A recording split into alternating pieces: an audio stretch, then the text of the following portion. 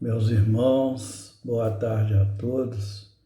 Nós estamos iniciando mais um estudo da Fraternidade Espírita Paulo de Tarso, nossa casa espiritual. E como sempre fazemos, vamos iniciar fazendo a nossa prece. Querido Mestre Jesus, estamos elevando o pensamento a vós, agradecendo, Senhor, pelas bênçãos, amparo, assistência que temos recebido, pela oportunidade de estudarmos os vossos ensinamentos, através do Consolador prometido, a doutrina espírita. E é devido às enfermidades, às limitações que somos portadores, estamos pedindo que os nossos irmãos maiores possam nos ajudar, nos amparar, a fim de extrairmos das lições da tarde aquilo necessário à nossa evolução, ao nosso progresso.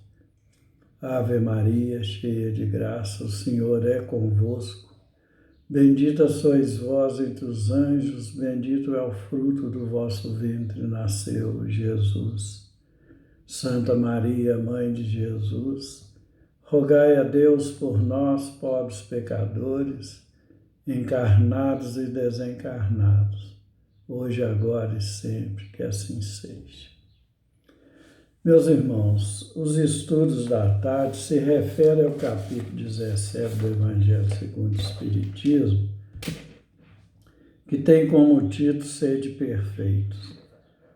E essa tarde nós vamos estudar o item 3, que tem como título O Homem de Bem. É um comentário de Allan Kardec, em que ele nos fala: o verdadeiro homem de bem é o que cumpre a lei de justiça, de amor e de caridade na sua maior pureza. Se ele interroga a consciência sobre os seus atos, a si mesmo perguntará se não violou essa lei, se não praticou o mal, se fez todo o bem que podia, se desprezou voluntariamente alguma ocasião de ser útil, se ninguém tem qualquer queixa dele. Enfim, se fez a outra em tudo que desejara lhe fizesse. Deposita fé em Deus, na sua bondade, na sua justiça e na sua sabedoria. Sabe que sem a sua permissão nada acontece e se lhe submete à vontade em todas as coisas. Tem fé no futuro, razão porque coloca os bens espirituais acima dos bens temporais. Sabe que todas as vicissitudes da vida, todas as dores, todas as decepções são provas ou expiações e a aceita sem murmurar. Possuído do sentimento de caridade e de amor ao próximo, faz o bem pelo bem sem esperar paga alguma, retribui o mal com o bem, toma a defesa do fraco contra o forte e sacrifica sempre seus interesses à justiça. Encontra satisfação nos benefícios que espalha, nos serviços que presta, no fazer ditosos os outros, nas lágrimas que enxuga, nas consolações que prodigaliza aos aflitos. Seu primeiro impulso é para pensar nos outros antes de pensar em si. É para cuidar dos interesses dos outros antes do seu próprio interesse. O egoísta, ao contrário, calcula os proventos e as perdas decorrentes de toda ação generosa. O homem de bem é bom, humano e benevolente para com todos, sem distinção de raça nem de crenças, porque em todos os homens vê irmãos seus. Respeita nos outros todas as convicções sinceras e não lança anátema aos que, como ele, não pensam. Em todas as circunstâncias, toma por guia a caridade, tendo como que aquele que a prejudica a outrem com palavras malévolas, que fere com seu orgulho e o seu desprezo a suscetibilidade de alguém, que não recua a ideia de causar um sofrimento, uma contrariedade, ainda que ligeira, quando a pode evitar. Falta ao dever de amor ao próximo e não merece clemência do Senhor. Não alimenta ódio, nem rancor, nem desejo de vingança. A exemplo de Jesus, perdoa e esquece as ofensas, e só dos benefícios se lembra, por saber que perdoado lhe será conforme houver perdoado. É indulgente para fraquezas alheias, porque sabe que também necessita de indulgência e tem presente essa sentença do Cristo. Atire-lhe a primeira pedra aquele que se acha sem pecado. Nunca se compraz em rebuscar os defeitos alheios, nem ainda em evidenciá-los. Se a isso se vê obrigado, procura sempre o bem que possa atenuar o mal.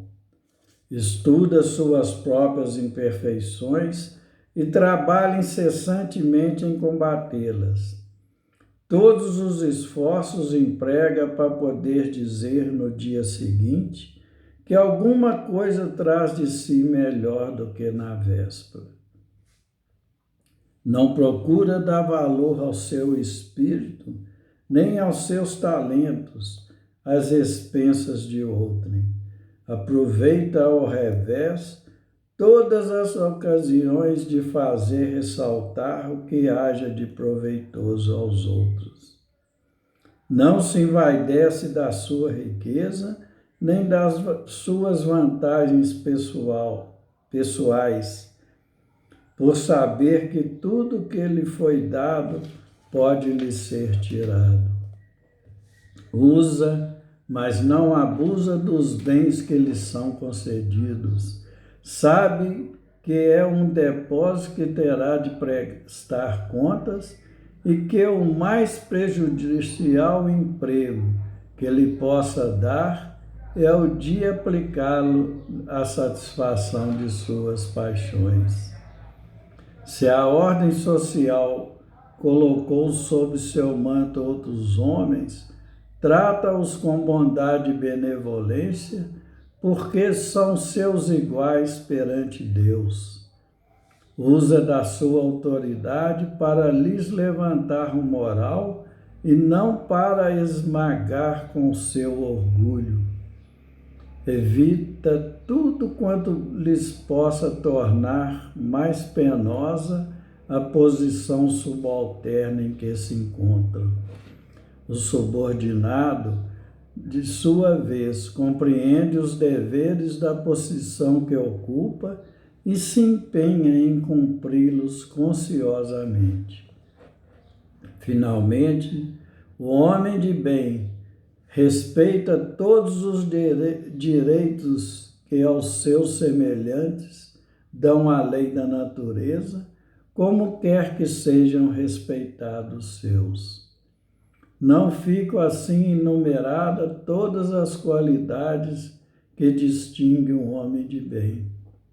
Mas aquele que se esforce por possuir o que acabamos de mencionar, no caminho se acha que todas as demais conduz. Allan Kardec. Meus irmãos, esse é o tema da tarde. Que a paz de Jesus seja em nossos corações. Conforme nós informamos, nós estamos estudando no Evangelho segundo o Espiritismo, o capítulo 17, que tem como título Sede Perfeitos. E os nossos estudos se referem ao item 3, intitulado O Homem de Bem. Esse capítulo é rico em ensinamentos. Nos explica, por exemplo, e deixa claro que todos nós estamos predestinados a um dia sermos perfeitos. Isso o próprio Cristo, o próprio Jesus nos assegurou quando ele nos afirmou: sede perfeitos, como perfeito é vosso Pai Celestial. São palavras em que Jesus nos apresenta Deus como modelo perfeito. E sendo ele a própria perfeição, é nesse modelo perfeito que nós devemos espelhar para alcançarmos uma perfeição que pelo menos nos aproxime de uma perfeição que elimine, que acabe com os nossos defeitos.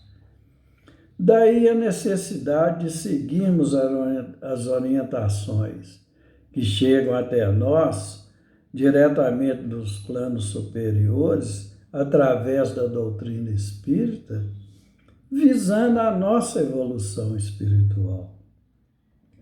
E uma dessas orientações é que o planeta Terra, conforme os espíritos superiores nos esclarecem, representa no contexto do universo um grande educandário, uma grande escola onde aprendemos que no conjunto dos conhecimentos individuais, cada um de nós somos educados na nossa maneira de ser, a fim de corrigirmos as imperfeições próprias dos espíritos em evolução. É por isso que estar nessa escola constitui um grande desafio para todos nós encarnados na Terra. Violências de toda ordem, crise políticos e econômicas, apego às coisas materiais e, consequentemente, o consumismo em excesso é o que nos leva incessantemente em busca de coisas fantasiosas. Viver nesses tempos e não se deixar envolver pelos ruídos tormentosos que chegam até nós é difícil. Porque estarmos no mundo sem sermos do mundo, a fim de termos uma conduta equilibrada e saudável diante das ilusões e fantasias que o mundo nos apresenta. Mas então pergunta-se, como conseguir viver o que o Evangelho nos ensina em meio a tantos apelos que nos atraem? Todos nós sabemos, meus irmãos, que da nossa necessidade de viver em sociedade, pois é isso que o Consolador tem nos ensinado. Todos necessitamos dessa troca de experiências, pois é esta convivência que nos proporciona avanços tanto morais como intelectuais. Daí a nossa necessidade de aprimorar as nossas ações com aqueles que formam o círculo social da nossa convivência, pois são eles que nos colocarão às provas. São eles que nos levarão a demonstrar os nossos propósitos no bem. Se vivermos afastados das tentações ou das pessoas que testam a nossa paciência, a nossa tolerância e a nossa humildade a cada momento, como daremos mostras a Deus que estamos vencendo as nossas imperfeições? É por isso que Allan Kardec começa a lição da tarde nos advertindo: o verdadeiro homem de bem é aquele que cumpre a lei de justiça, de amor e de caridade na sua maior pureza. Ou seja, o homem de bem é aquele que cumpre integralmente a vontade de Deus, nosso Pai Criador. Meus irmãos, Deus é o Pai de todos nós, pois foi Ele que nos criou. Se agirmos diferente das suas determinações, estaremos negando a sua paternidade. Então, quanto mais colocarmos em prática a sua lei, mais nos tornamos dignos de ser seus filhos. Por isso é que ser um homem de bem é adotar no dia a dia fidelidade às suas leis através do pensamento, palavras e ações que reflitam o amor, a misericórdia e o perdão, que são virtudes oriundas dele. São qualidades que provêm dele, vieram de Deus. As nossas ações são como sementes.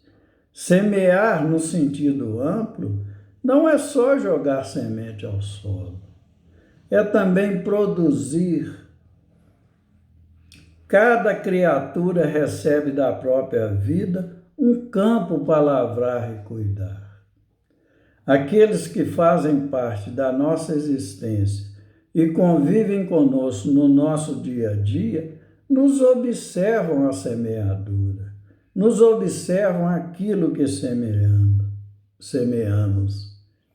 Nos observam as nossas ações diárias e respondem com simpatia ou aversão, contentamento ou desagrado, conforme as nossas ações e os nossos atos sejam semeados.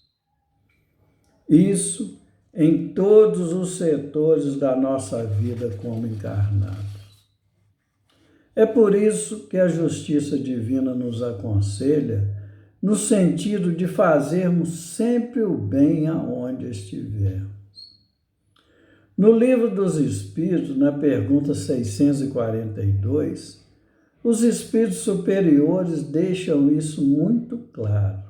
Foi perguntado a eles: basta não fazer o mal para nos tornarmos agradável a Deus e assegurarmos uma posição futura? Eles responderam: não. É necessário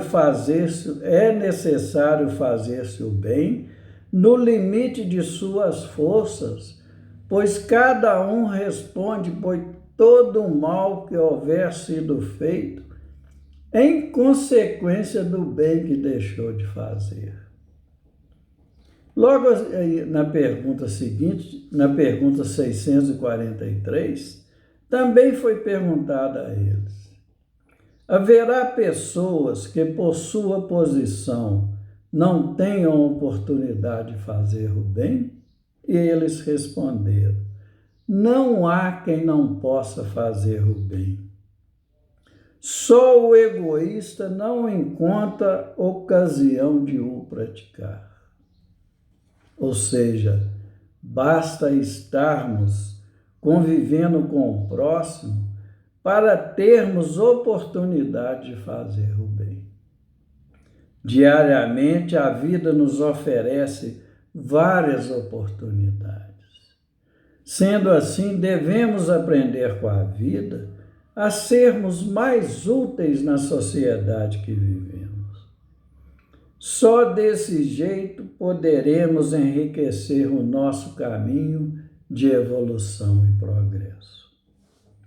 Jesus deseja ver com os nossos olhos, ouvir com os nossos ouvidos e socorrer com as nossas mãos. Pois é o que Deus espera, o que Deus espera de nós é vivermos auxiliando, servindo, tolerando e praticando a renúncia construtiva na compreensão e na aplicação da sua lei. Nós só modificaremos nossas emoções, substituindo a vaidade, o orgulho e o egoísmo pelas virtudes do bem que passem a fazer parte da nossa vida em benefício de todos.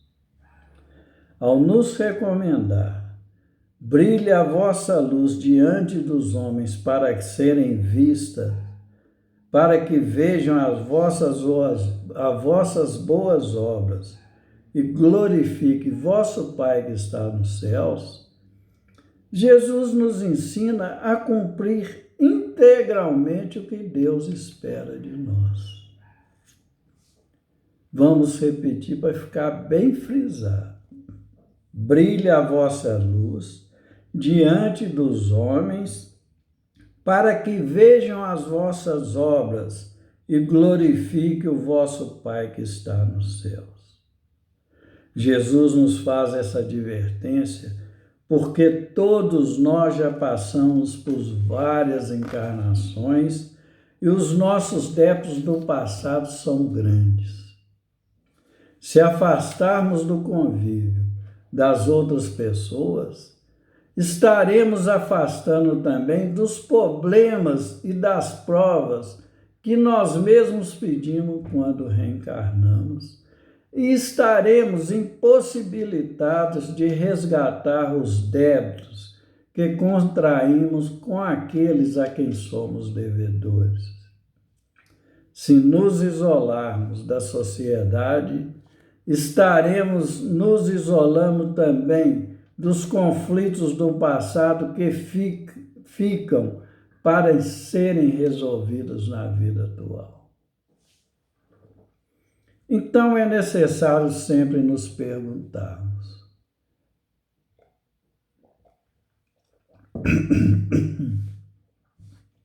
por que Deus nos criou? O que Ele espera de nós? Qual a finalidade da criação?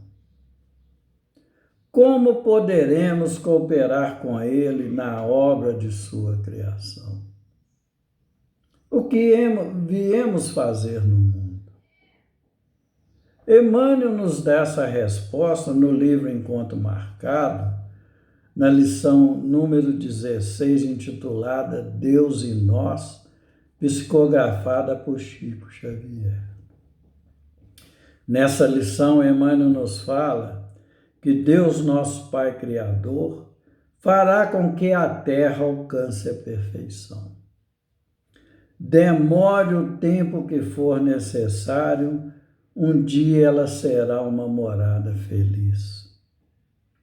Assim sendo, nós precisamos descobrir a parte de trabalho que nos cabe para que possamos cooperar no aprimoramento geral do planeta, começando por nós, para depois passarmos também a distribuir esses benefícios em nossa volta com aqueles com quem convivemos. E é justamente através dos nossos deveres imediatos do dia a dia que sabemos a que tarefas somos conduzidos pela providência divina para darmos a nossa contribuição para a melhoria do nosso planeta. Ele nos lembra que Deus é paternidade suprema. Em razão disso, Ele nos concede um ou alguns de seus filhos, a fim de que os ajudemos a aprimorar-lhes o caráter, na condição de filhos ou não, com absoluto esquecimento de nós mesmos, para que a abnegação atinja a obra completa. Ele nos fala que Deus é amor. Em vista de semelhante verdade, Ele nos pede que amemos o nosso próximo de tal maneira que nos transformemos num ponto de referência a quem necessite de uma palavra de compreensão, carinho e socorro fraterno. Ele nos afirma: Deus é misericórdia. Sendo misericórdia, Ele aguarda que sejamos tolerantes, perdoando quantas vezes se fizerem necessária, o companheiro que se perdeu do caminho reto, ajudando na retomada da caminhada evolutiva, seja qual for o nível que se coloque. Ele nos fala também, Deus é trabalho. Sendo trabalho, é necessário aceitar as pequenas obrigações do dia a dia, qual seja o trato da terra, o zelo da casa, a lição a ser passada ou recebida, o compromisso familiar, o dever profissional, a proteção da natureza e executar com alegria todas as tarefas colocadas em nosso caminho. E termina nos falando, assim sendo, é necessário observar em torno de nós para reconhecermos onde, como e quando Deus nos chama a colaborarmos com Ele, seja no desenvolvimento das boas obras, na sustentação da paciência ou na prática da caridade nos assuntos que levam à discórdia e perturbam a paz, para que o mal não interrompa a construção do bem. Porque, sem dúvida, em lugar algum e em tempo algum, nada conseguiremos sem organizar, planejar, conduzir, instruir ou fazer sem Deus. E o que Ele espera de nós é trabalho bem feito, boa vontade, fé e perseverança. Emmanuel.